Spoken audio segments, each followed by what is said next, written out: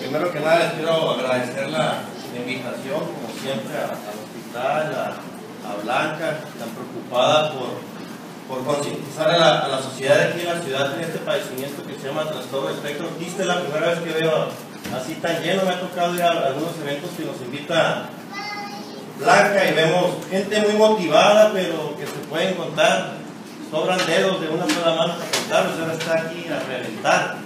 Llegué un poquitillo ahí a las carreras porque tenía trabajo en el consultorio y dejé al paciente, dije que venía a urgencias. Al rato le echan una llamada que estoy un poco ahí entretenido.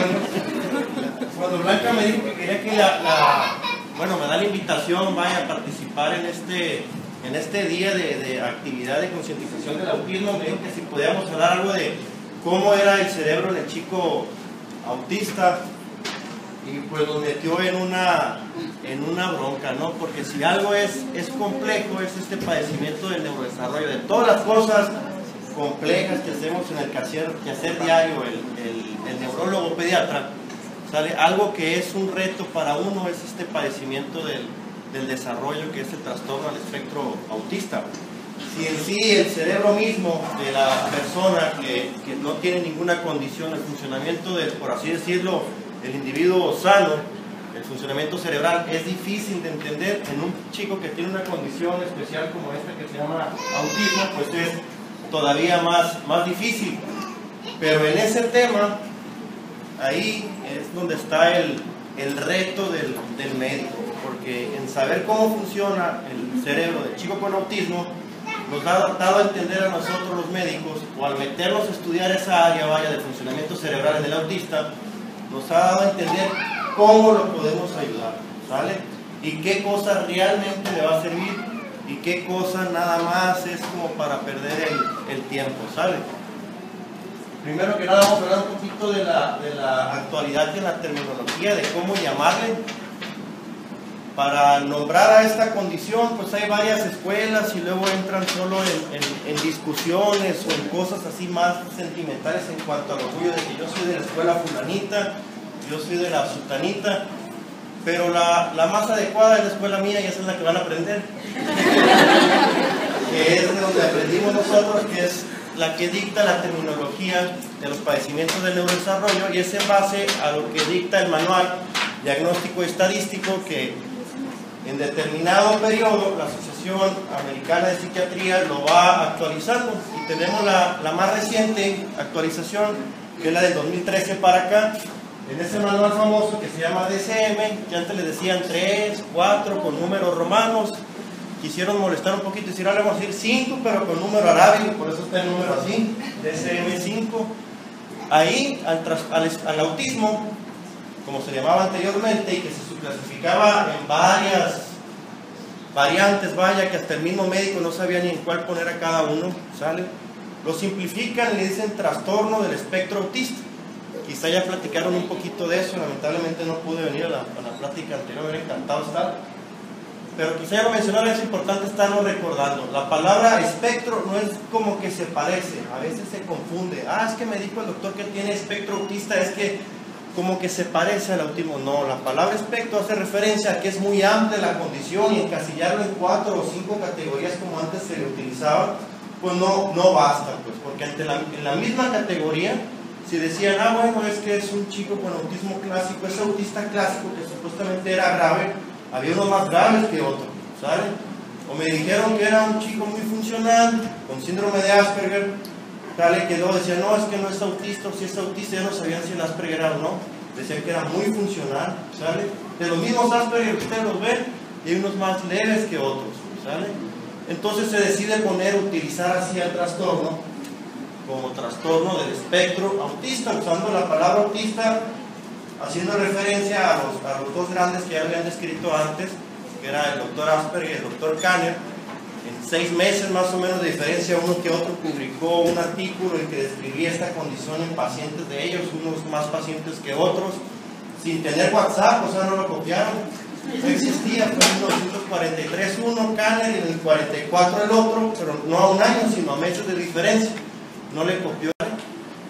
ellos utilizaron esa palabra. Antes al autista, haciendo un poquito de nomás comentario en cuanto a la historia de esto, que no es nada nuevo, que apenas empieza a tornar como si fuera nuevo. Antes no lo pelaban, por eso pensaban que no era nuevo.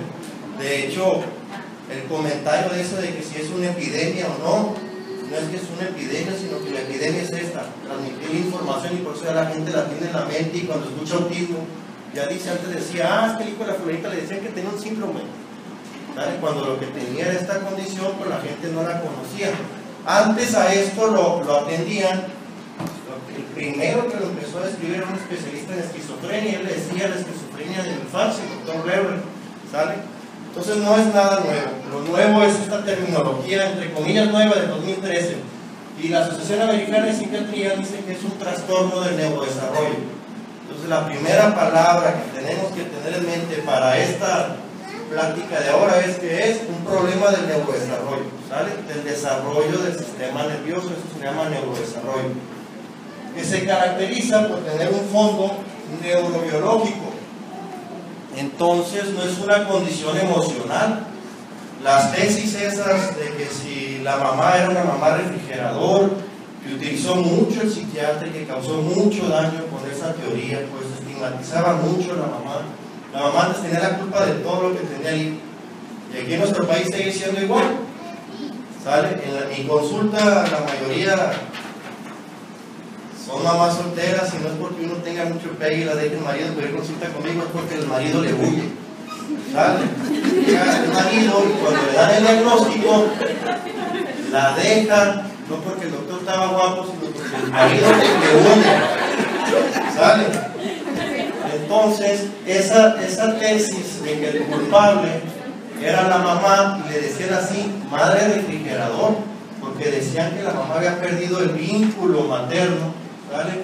Abandonó al hijo, y que por eso el hijo se aislaba y adoptaba esa condición, pues es totalmente falsa. La base de esto es neurobiológica. Entonces, la primera palabra de tener en mente es neurodesarrollo, y la segunda es que es una condición neurobiológica, y ahorita vamos a analizar eso, que a ver si se los puedo explicar, porque apenas si lo entendemos es bastante complejo hablar del factor neurobiológico cerebral. ¿Vale? La característica de esa disfunción neurobiológica se expresa clínicamente en el paciente por tener afectados dos dominios. Uno es la comunicación social y el otro es el dominio conductual. Comunicación social hace referencia a la comunicación verbal, o sea, esto que yo les diga algo y ustedes lo entiendan, y que lo entiendan y que puedan hacer preguntas, establecer una conversación de ida y vuelta, pero también de señas.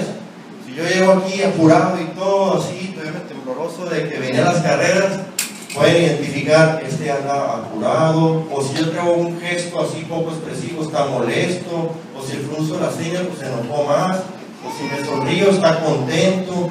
Tienen esa manera de recibir una comunicación no verbal, o si les señalo el aire, ¿sale? Pueden identificar que lo que tienen que voltear a ver es el aire.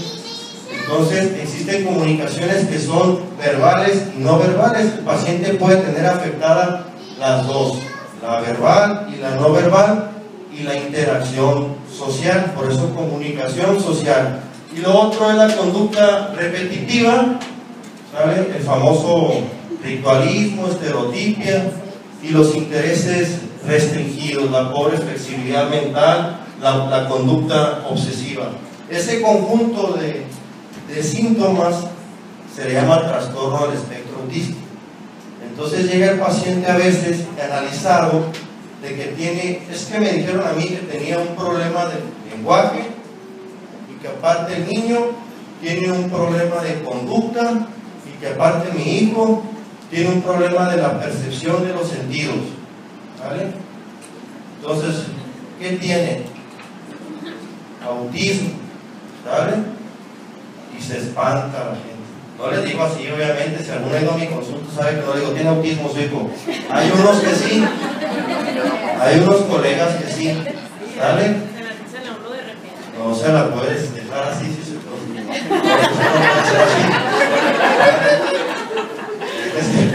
y trastorno del espectro autista, un problema de neurodesarrollo de base neurobiológica que se caracteriza por tener afectadas esas áreas que ya dijimos.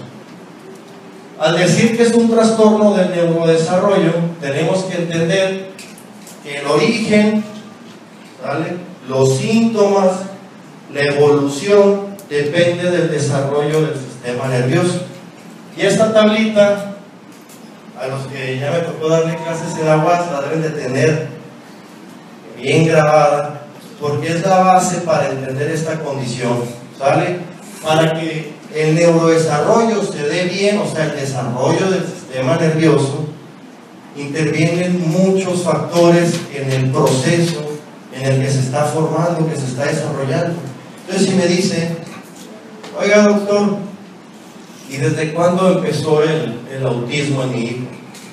Pues desde que estaba siendo estricto no le pudiera contestar, desde que estaba en su vientre, ¿sabe? ¿Desde cuándo lo identificó usted?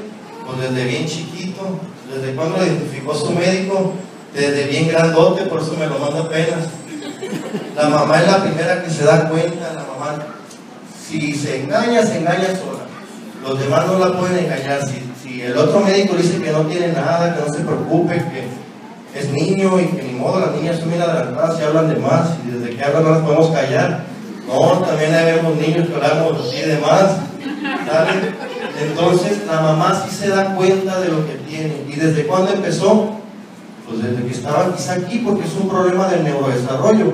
Entonces, para que se forme bien ese sistema nervioso, los hijos de la UAS ya saben que tienen que haber factores genéticos y ambientales estables para que la condición se dé de manera adecuada. El cerebro, que es la mejor computadora que hay, esté bien configurada y funcione bien.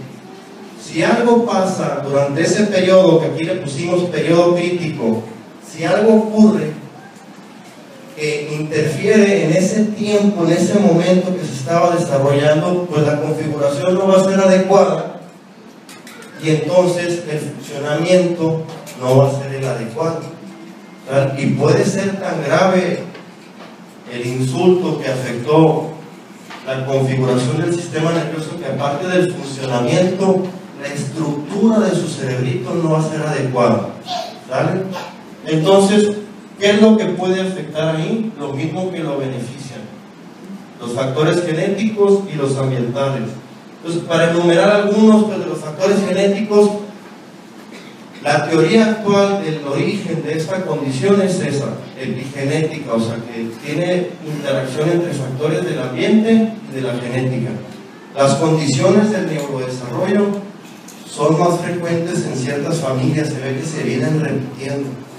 Incluso vemos pacientes a veces, ¿sabe?, que el papá o la mamá tienen ciertas características, o hermanos de la mamá o del papá, o abuelos o papás, o sea, la familia viene dando cierto fenotipo, así le decimos nosotros, o cierta manera de comportarse, que después el chico ya desarrolla el fenotipo completo, quizá más grave, y en ellos será más leve. Y en todos los problemas de neurodesarrollo es igual.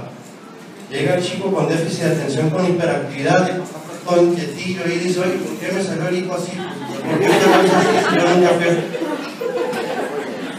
¿Lo entienden? ¿No? O sea, no tan grado, pues es como para entender que esto se viene transfiriendo de familia en familia, y entonces la culpable no fue la mamá, que de repente lo dejó ahí en la guardería y que por eso se hizo así el chico, sino que ya se venía dando. Y actualmente tenemos genes identificados con el desarrollo del autismo. Lamentablemente son más de 200 genes y cada vez se identifican más genes relacionados con este trastorno del desarrollo, y esto nos complica la existencia, porque si fuera una enfermedad de un solo gen, facilitaría el diagnóstico. Llegaría el paciente, le tomamos el diagnóstico, salió positiva la mutación del gen, sí tiene autismo, pero no lo hay, ¿vale? Son cientos de genes a los que después identifiquemos. Y de los factores ambientales, a lo mejor aquí no podemos ayudar mucho, pero el factor ambiental sí se puede modificar como para intervenir en el desarrollo de más chicos con trastorno del espectro autista. Y los factores ambientales hay propios de la madre,